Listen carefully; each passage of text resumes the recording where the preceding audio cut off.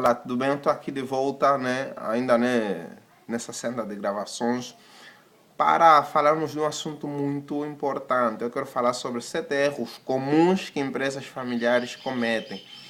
Bom, é bem verdade que 60% das pessoas conhecem uma empresa familiar e isso não é errado. Empresas familiares são aquelas empresas que criam entre famílias, tá? Por exemplo, o pai cria uma empresa, depois cria junto com a mãe, ou com o primo, ou com o sobrinho, ou com o tio. Aí é um vínculo familiar nessa empresa. A sociedade dessa empresa é familiar. E é disso que eu quero falar aqui, empresas familiares. Bom, eles cometem 7 erros muito comuns, que quem já trabalhou em empresas familiares, assim como eu e muita gente que está aí do outro lado, consegue perceber realmente como é que são, né, o seu modelo de gestão na atualidade e desde a épocas antigas. E acho que é algo muito bom quando pessoas que além do laço sanguíneo consigam criar um negócio, consigam manter uma entidade, né? Por quê? Porque na verdade eles estão aí mostrando que além desse vínculo familiar nós temos capacidade de erguer, né, de erguer uma empresa para que criamos história, para que se mantamos no mercado. Só que eles cometem alguns erros comuns que é muito degradante para as empresas e que são fatal. Primeira coisa que eu quero falar aqui sobre empresas familiares: falta de qualificação. Nas empresas familiares, eles não primam pela qualificação dos funcionários. Ou seja, basta ser o primo, basta ser a prima, basta ser o sobrinho para estar lá. E às vezes aquela pessoa que realmente tem capacidade, que podia estar lá de exercer essa determinada função, não lhe é dada oportunidade. Ou seja, ali o modelo de contratação é a nível de relacionamento, não a nível de qualificação. Então, falando dessa falta de qualificação, isso estagna a empresa. Por que deixa a empresa estagnada? Porque uma falta de qualificação, nós não apresentaremos um trabalho eficaz e com eficiência e com a mesma qualidade. Porque vamos supor que alguém que ficou 5 anos estudando sobre desenho artístico ou sobre moda, 5 anos que ficou estudando sobre gestão, se especializou, é diferente de alguém que trabalha há 2 anos, 3 anos como gestor. Simplesmente porque ele não tem uma qualificação técnica científica. Então, é muito importante que, além do amadorismo, essa pessoa se especialize, essa pessoa vai buscar conhecimentos científicos para que saiam do amadorismo. A falta de qualificação nos estagna dentro do amadorismo. E nós sabemos que o amadorismo, o empirismo, nem sempre deu certo como muita gente pensa. Então, é muito importante que você que criou a tua empresa realmente, não é errado você trabalhar com pessoas que você conhece, mas o errado é você não primar pela qualificação e primar simplesmente pelo parentesco. E isso vai lhe causar grandes danos, né, futuramente. E eu já ouvi muita gente falando assim: empresas familiares, contadores não entendem, administradores não gostam, mas é o que dá certo. Nem sempre uma sociedade dá certo quando o trabalho uniformemente está sendo feito correto, quando o atendimento está sendo feito da forma correta, quando a empresa está a dar resultado, não só em termos financeiros, mas também em termos de serviço ou produto. Porque se você não sabe, uma entidade só oferece duas coisas, ou um produto ou um serviço. São os dois modelos de negócio que existem. Ou você vende um produto, ou você vende um negócio. Então é muito importante que esse modelo de negócio ou de serviço que você está oferecendo seja de melhor qualidade. E nós sabemos que qualidade está ligada à competência.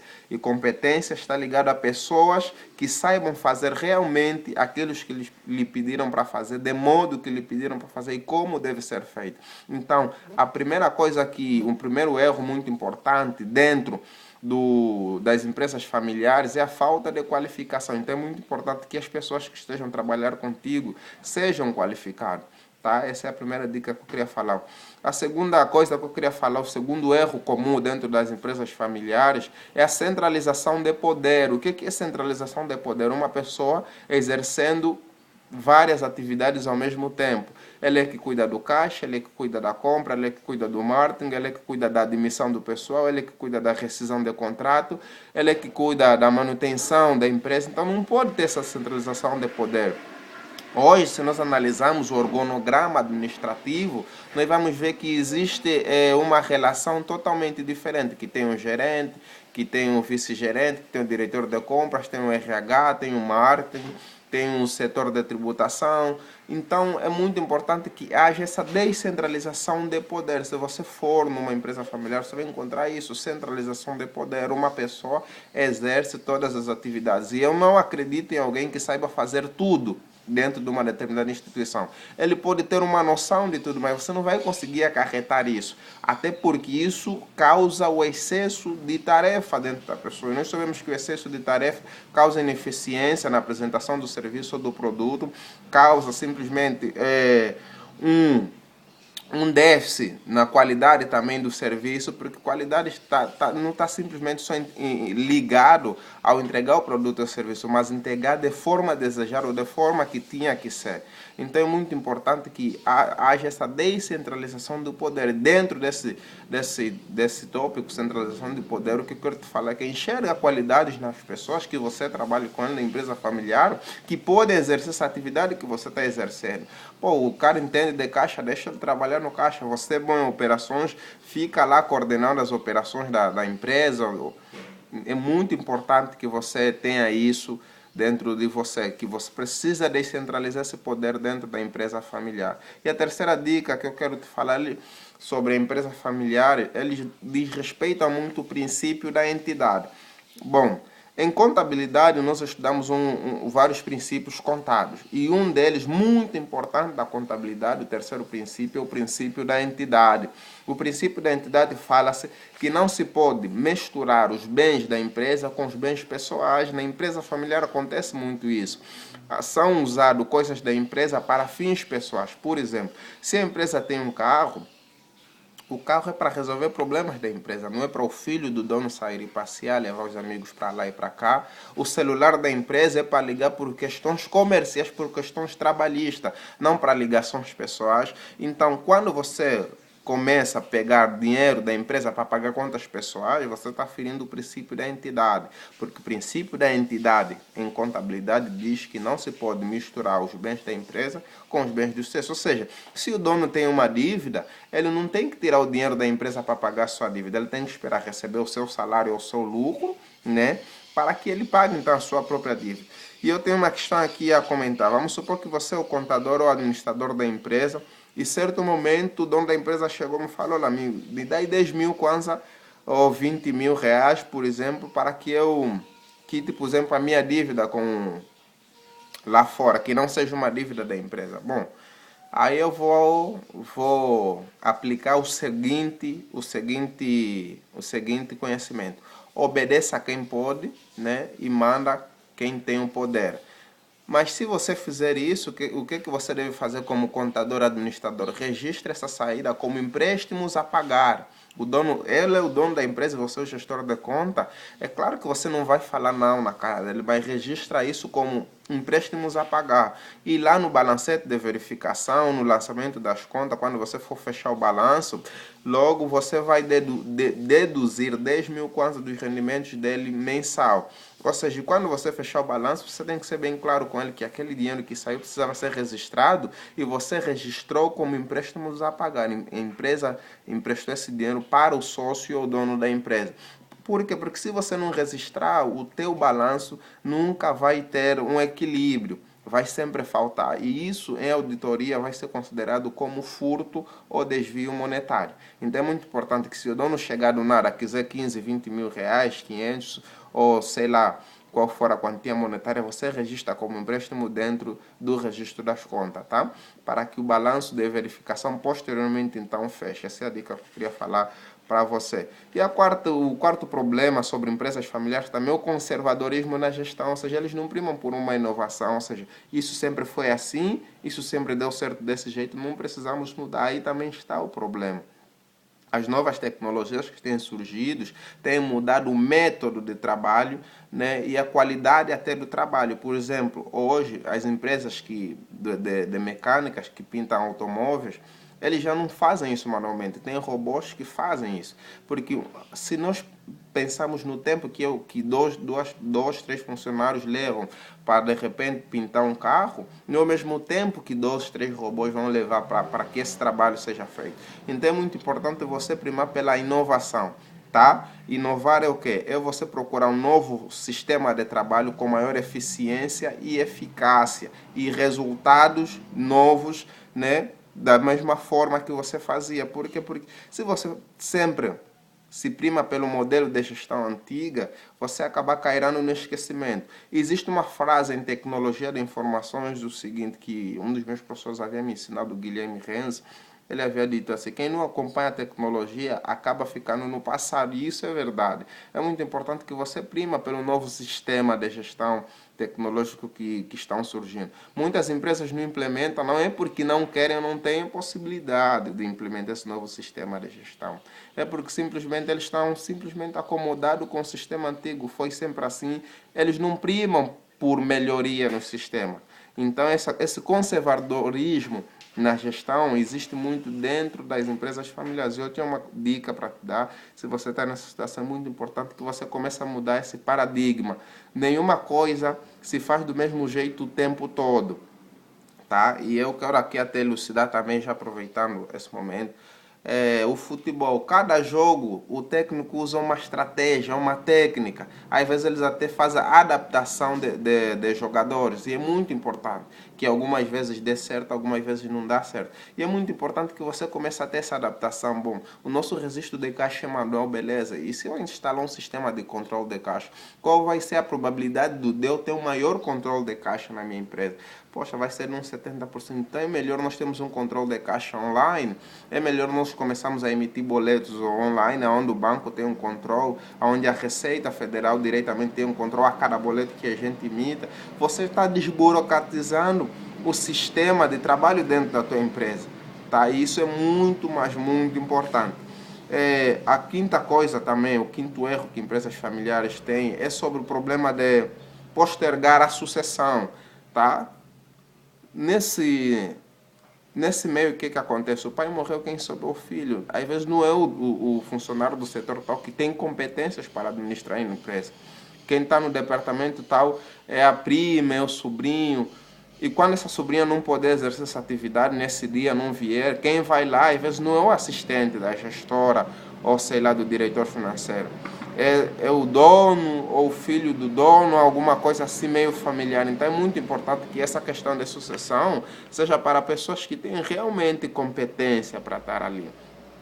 E há pouco eu relatei sobre os times de futebol. Você nunca viu e já deve ter visto que um time com um técnico dá certo e com outro não dá. Com um técnico, de acordo com as suas estratégias, o time começa a ter resultados diferentes que o outro não, porque cada pessoa tem um modo de trabalho diferente. Tempo de experiência conta muito, entendeu? E eu sou de acordo que aquelas pessoas que estão auxiliando uma determinada pessoa depois têm a oportunidade de ter a sucessão, porque ele esteve aí do lado acompanhando e ele realmente sabe como é que aquilo funciona. É por isso que dentro de RH, recursos humanos, uma coisa que eu gosto muito é recrutamento interno, porque sempre que abrir uma vaga, não necessariamente alguém de fora tem que cumprir essa vaga, às vezes alguém de dentro, né, fazendo uma avaliação de competência, tem a capacidade de estar aí. O diretor financeiro não está aí. Quem era o vice dele? Quem é que lhe acompanhou durante esse determinado tempo? Então, às vezes, não é necessariamente ter um recrutamento externo. É muito importante que você saiba as habilidades e capacidades de cada um dentro da tua organização. Por quê? Porque em momentos de escassez, por exemplo, essa crise que deu, muita gente não estava contratando. E não estando contratando não quer dizer que não tem serviço, não quer dizer que a empresa não precisa fazer algumas coisas dentro da empresa. Então, às vezes, você, em vez de ter custos elevados com contratação, você simplesmente faz mudança de setor para uma pessoa competente que está mesmo dentro da tua empresa, para que você até não corra o risco de contratar alguém, treinamento, avaliação, estágio. Então, é mais um processo dentro da tua empresa. Então, o objetivo hoje da administração é desburocratizar o sistema de trabalho e procurar trabalharmos com eficiência e eficácia e atingir objetivos, resultados, objetivos esperados em tempos planejados anteriormente. Então, essa postergação, a sucessão dentro das empresas familiares também é muito comum. Então, é um problema que você deve resolver ali. Se você quiser mudar. E a sexta dica que eu quero te falar aqui é sobre paternalismo generalizado. Ou seja, essas pessoas que estão ali, Elas não estão ali na empresa, às vezes, porque merecem. Elas estão aí porque, às vezes, é o pai, é o tio. Então, e isso acaba destruindo também a organização. Então, é muito importante que você acaba com paternalismo generalizado, dizendo, tá, você quer trabalhar aqui comigo, como primo, como filho, como irmão, sei lá.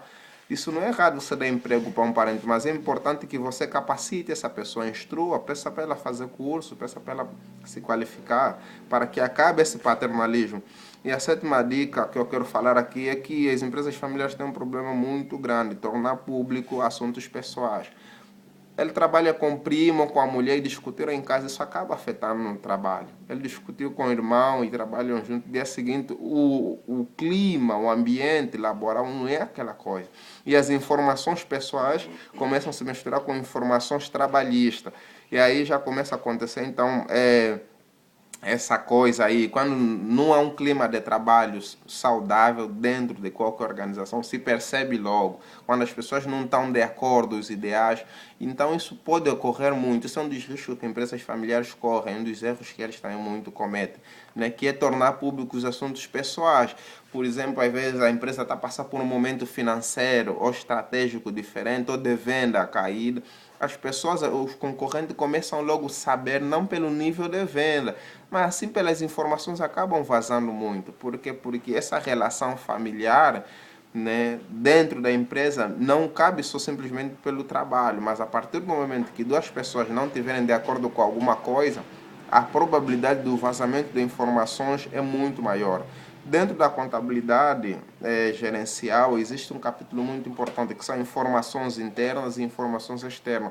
Tem informações dentro da empresa que deve ficar simplesmente para o departamento de gestão, tem informações que cabe simplesmente para o departamento de recursos humanos, tem informações simplesmente que cabe para o departamento, por exemplo, de fiscalização. Então é muito importante. Os sócios, os acionistas, querem saber simplesmente do momento financeiro da empresa. Qualquer investidor que quer investir na tua empresa, ele não quer saber da tua relação com o funcionário, ele quer saber como é que a empresa financeiramente está. Ele não quer saber como é que o RH trata as pessoas, ele não quer saber como é que o segurança trata os seus clientes. Não, ele quer saber como é que está o lucro líquido da empresa, como é que está patrimonialmente essa empresa. Então é necessário que essas informações sejam de acordo para cada setor. Tá? Isso é muito importante. Então esse vazamento de informações dentro das empresas familiares também é muito, muito, muito comum. Então, essas eram algumas dicas que eu queria falar para você. E nós sabemos que tudo é uma questão de consentimento. Se você achar que quer melhorar, esses são os caminhos que você deve seguir para que melhores dentro da tua organização. E qualquer dúvida, sugestões, dicas, deixem aí uma mensagem aqui na nossa página. Aqui, na medida do possível, a gente estará aqui respondendo. Tá? Poderão ter mais fatores que influenciam o não crescimento de empresas familiares, mas eu estudando aqui, eu selecionei simplesmente 7 fatores que impedem as empresas familiares não crescendo. Tá? Então, você que criou uma empresa do amadorismo, do nada e deu certo, beleza, mas agora, meu amigo, é hora de se profissionalizar, tá? Valeu, é nóis.